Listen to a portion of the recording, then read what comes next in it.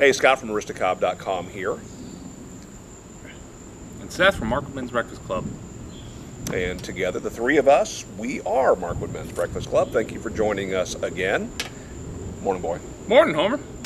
We are, once again, still in the park, enjoying this wonderful blend, which we haven't heard from Brian yet about what this is. And Brian, I'm joking if you've told us what this is. Thank you.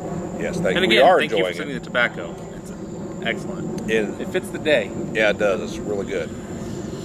So, what do you want to talk about, boy? So last week I mentioned, kind of mentioned that we weren't here a week before that, and we recognized we've been a bit sporadic. Right. Our filming schedule's been terrible. Our posting schedule's been terrible, and we don't really like that. But life has been busy, and so one of the things I wanted to share with you guys is I am hopeful that that's going to be changing a little bit. Why is that, son? Well, this week actually is my last week working at the plumbing company, where I've worked for a little bit more than a year and a half, so I had a new job opportunity open up. I'll be working as a business development manager, which basically, my understanding of it, and having not started the job, forgive me if it turns out to be totally different, but I'm going to get the opportunity to meet with the company's customers to basically just figure out what their needs are, do some training for them, really just do a whole lot of customer relationship building. And it's almost like the way it's been described to me so far is it's almost like outside sales, where I'll be cold calling and trying to meet people and build relationships. But the expectation and the emphasis is not so much on getting the sale as it is on building relationships and showing value to people. Now, do you want to talk about the industry? Do you want to talk about the product at all? We could say in general. I can say I'm going to be working for a grease trap company, so still plumbing adjacent, more food services, and so it's very random how it came to be. Just like my job with the plumbing company, I was a friend of mine reached out to me. They were looking for a assistant marketing person, and reached out to me with a job description and said, hey, is this something you'd be interested in? Well, I don't really have a background in marketing, but I've been doing a lot of marketing research, been doing some marketing with the plumbing company, and so yeah, I'd be interested in that potentially. And so it was nice to be in a position where I'm not running and screaming from my current job. Yeah. And so I kind of was able to openly have a conversation about this potential opportunity. And I met with them and I interviewed a second time, and I didn't hear anything for like a month and a half almost. And then when I did... Well, and you didn't expect to, because you realized that the job, and they knew that the job was different than your skill set. Though you had interest in the things they were talking about, right? Right. Well, and they told me that I would hear back from them. And then I had talked with my friend who works there, and he said, yeah, they're doing trade shows. It's their busy season. So I understand that. The reason why we don't do this is often because I'm always in a busy season where I currently work. And so when I did finally hear back from them, they said, hey, we'd like to talk to you about something different than what we've already talked about. And so they approached me with this opportunity. It's a new division in the company, something brand new to them, and so I'll get to spend a year kind of figuring out what works, figuring out the nuts and bolts of the system, figuring out how to kind of manage success, and then I'll get to hire people and build the team to help me, to do it with me. So I'm really excited about the opportunity. There, I'm sure, will be a lot of hard work involved. However, because I'm not in an emergency service business, they made it very, very clear, because I kind of conveyed in my interview that one of the downsides of where I currently am is it takes me away from my family more often than I'd like. And so they made it very clear that it's an 8 to 5 job, and they value family, and they want me to stop working when it's time to stop working. The business isn't that important. It's not so important that you shouldn't be spending time at home, and so I'm very thankful for that. So hopefully, our hope is that with a more consistent schedule, one where I won't be out until 7 o'clock some nights helping technicians, with a more consistent schedule, we'll be able to film more consistently like we have in the past. We originally conceived this show as being episodic, something that we would be putting out an episode every single week. And we did that relatively consistently for 2 years. And when we knew I was traveling, no big deal, we would record several videos. But it's been difficult with both of us having conflicts in our schedules to make this happen. So I'm really excited about this. I'm excited about the opportunity, the job opportunity, and what it means for you and your family too. So yeah, it's very, very cool. Yeah. And I also know your skill set. You know, you're really good at dreaming and thinking and tapping into what people's needs are and desires are. And you know, one of the questions that Seth asked in I think the early interview was about the longevity of the product, and are there additional products that once you have a happy customer, would they be able to buy anything else from you? Well, when you're selling a grease trap, if they have one and they have one that works well, thank you for your business. Hopefully you'll open another restaurant and we'll see you again, right? Yeah, and one of the things about this company that I admire is they're very focused on having a quality product. And so they make a great product, but what that means is when you have a great product, you don't need, your customer's your customer once. And they don't need to come back to you. They don't need a service agreement. Right. Yeah. Right. And that's one of the things that I've learned working in the plumbing industry. You know, there are customers that we're just now replacing their water heater that's 25 years old. Because 25 years ago, they used much better parts, was more higher quality build. There wasn't planned obsolescence. Right. And so now we see a normal lifespan of 10 to 12 years. Right. Because they're designed to fail. Well, because they need to. And all appliances are required to be more and more efficient, right?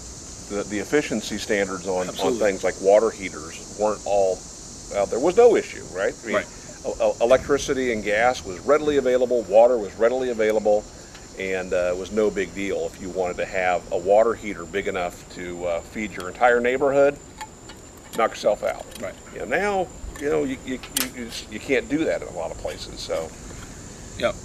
Anyway. So. But planned obsolescence is a thing. You know, I worked for a company, Shopsmith, power tool company, who made a product that was too good.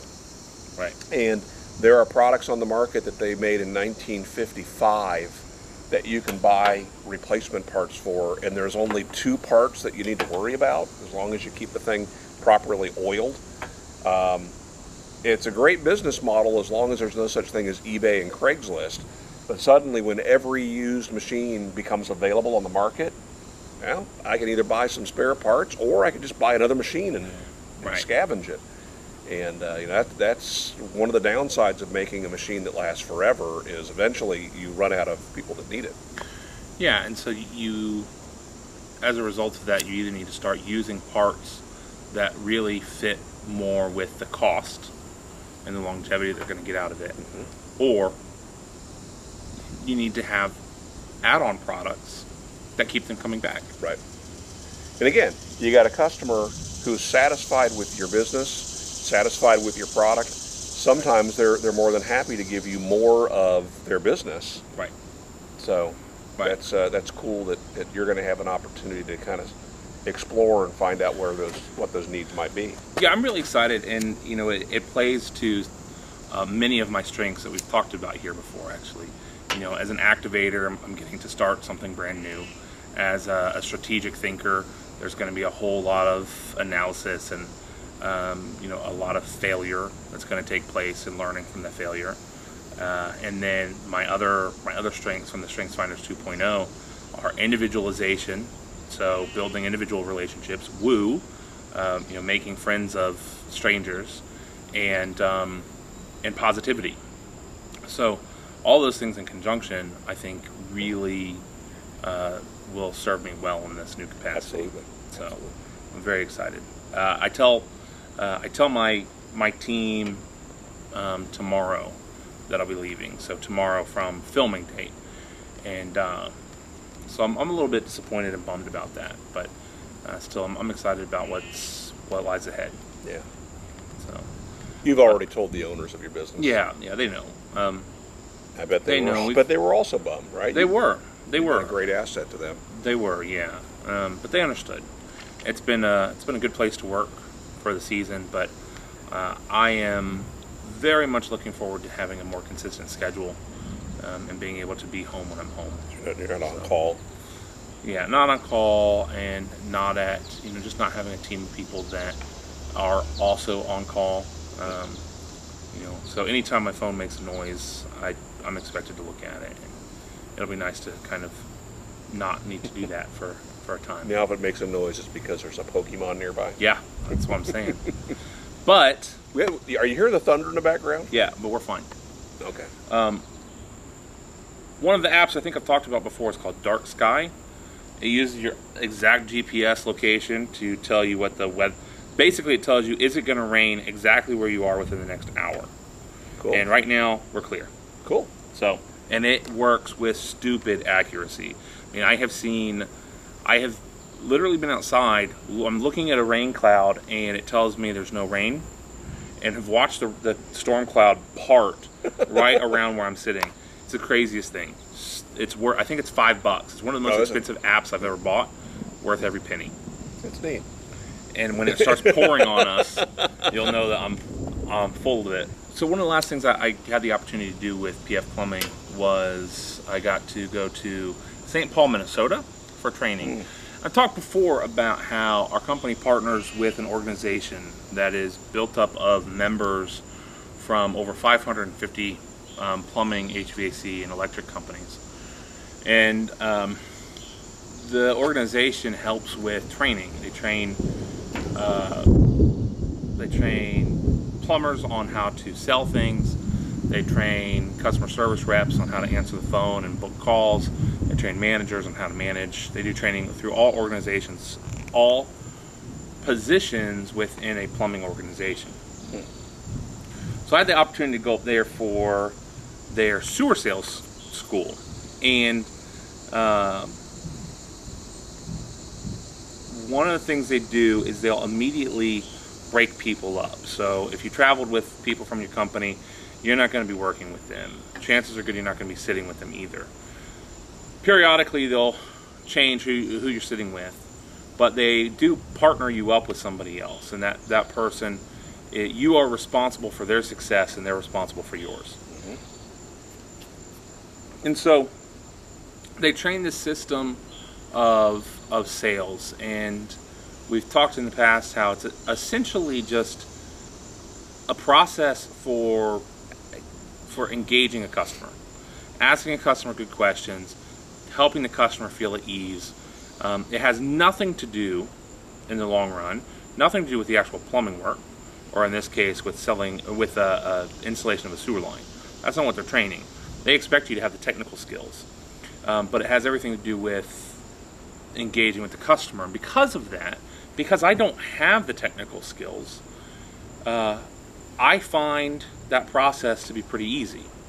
Because what ends up happening is, for a lot of them, the technical skills become a roadblock. Yep. Where they're having a pretend conversation with a pretend customer about their pretend sewer problem, and they get stuck up on, how can I fix the pretend problem? What is the real solution that this customer needs for their pretend problem? I don't have that roadblock. The other thing is, they have to unlearn years sometimes of this process that they've used, and I don't have one. So because of that, it comes pretty easily to me. And so the last day, they had everyone at the tables split up, and between you and your partner, you had to pick the person that was most skilled with the process.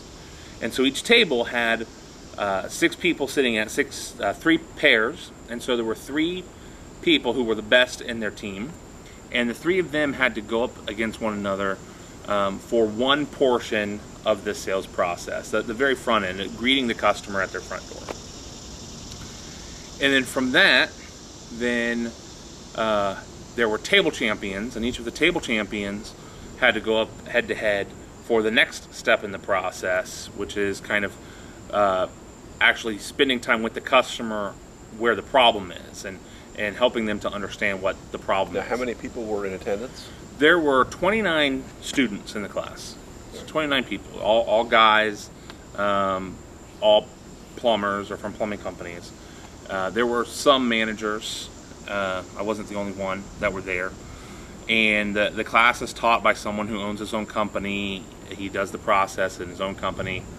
And so, first of all, their offices are on the 29th, I think, floor in one of the bank buildings in Minneapolis? Downtown in Minneapolis. Mm. And so we're looking, as we're doing training, the whole city, right? There's a whiteboard and just a wall of windows, and it was just beautiful. It was amazing.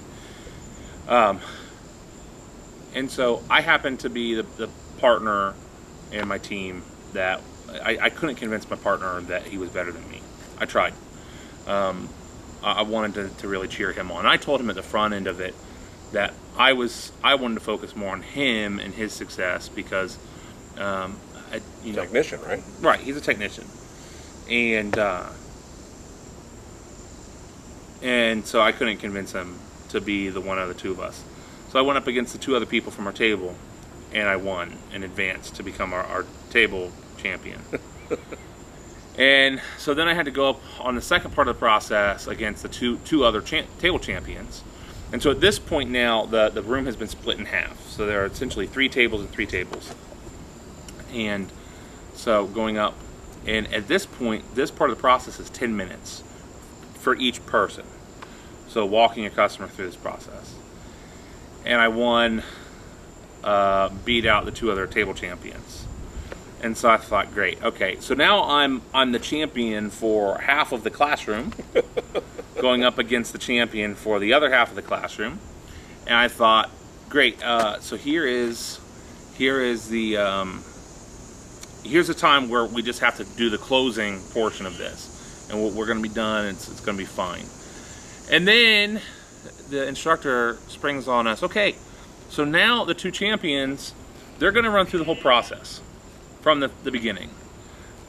So you have 20 minutes on the clock. It's a 20-minute process. Wow. That's if you're doing it with a fake customer. Really, the process with a real customer is going to take an hour and a half to 2 hours. All right, but still 20 minutes. And he was my customer and I was his customer. So I had to do both sides of it, right? So what went around, what goes around comes around, and that, yeah. Right. And also because everybody else was grading us and rating us. There's a whole checklist of bullet points that you're supposed to hit, and so we were being rated. And so I didn't win. I came in second place, but second place in a sewer sales class does get you a shovel. So that's my trophy. That's sweet, son. Now my partner also got a trophy because it was my success was his success. And I'm not even upset about it because the first place trophy was a Tonka backhoe, new in box. Why are you not upset about that? Because there's no way I would have been able to fit that onto my luggage. You ship things. We had to run from the class to the airport. You have the people doing the class ship it to you. I don't think the other guys did. Next time you go for the Tonka truck. I don't think the other guys did. Look. Here's a life lesson. If it's this or a Tonka truck, get the Tonka truck. Okay? From now on, keep that in mind. All right. You don't travel enough. I did. No, I don't. I did think that this would make a better wall-mounted trophy, though. Put a little sign on it or something. I have shipped in my travels where I've stumbled across something that I've purchased. Well, we've come back from almost every vacation with a power tool in the back of the minivan, but I was in Pennsylvania one time and had time to kill before my flight, and I went into a little antique store, and I bought a KitchenAid mixer that they had, a stand model mixer. And in the time that I had between the purchase and the flight, I had to go and buy a piece of luggage to put it in. And because at my status, I get 2 free bags shipped. Ooh, Hollywood Homer. Most people pay $25 to $50 a bag to ship it. So I just bought another bag, always use another piece of luggage, and shipped it. Nice. That was probably the heaviest thing that I've flown with. Of course, I had to ship back the belt sanders and the trophies that time we won at the belt sander races in Las Vegas. Yeah. You know what I had to do with mine? I did this. Put it on the top of my bag. Did the TSA guys, have any questions about this? I checked that bag. Okay. That bag was checked. So, I mean, it is a Fiskars. I mean, it's a really nice quality spade. Second place out of 29, I'll take it.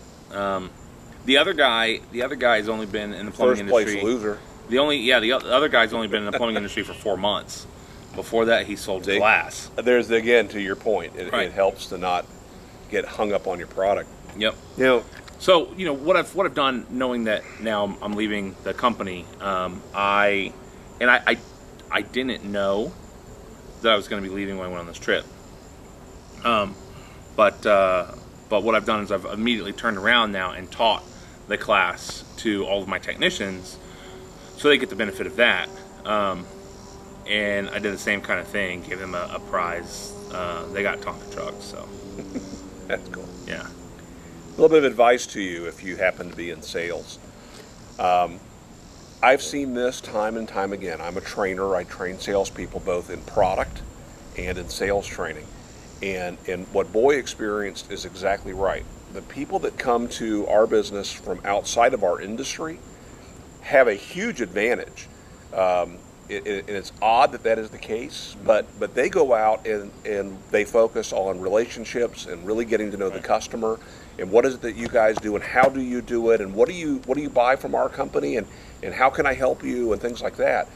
Where we'll hire people that are retired cabinet makers or people that used to work in our industry or sold for competitors, and they get in the weeds so easily. They go and tell the customers what they need. And we sell hardware, and I've been with sales reps who will say, well, the problem you're having with your CNC machine, well, let me show you.